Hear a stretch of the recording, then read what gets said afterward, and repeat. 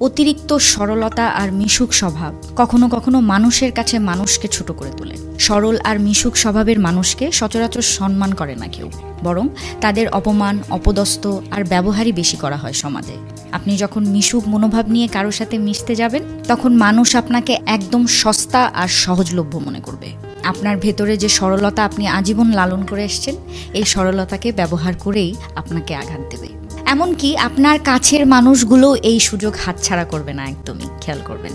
নিজের ইগোকে তুচ্ছ করে যারা মানুষকে ভালোবাসতে জানে, সম্মান দিতে জানে, মানুষকে আপন করে নিতে জানে, পৃথিবীতে তারা মানুষের কাছ থেকে কষ্ট আর যন্ত্রণা ছাড়া কিচ্ছু পায় না, বিশ্বাস করেন। অতিরিক্ত সরলতা আর মিশুক মনোভাব নিয়ে মানুষের ভালোবাসা পাওয়া যায় না আজকাল। যা পাওয়া যায় তা হচ্ছে অপমান, অবহেলা, অবজ্ঞা আর একটি হতাশাগ্রস্ত জীবন।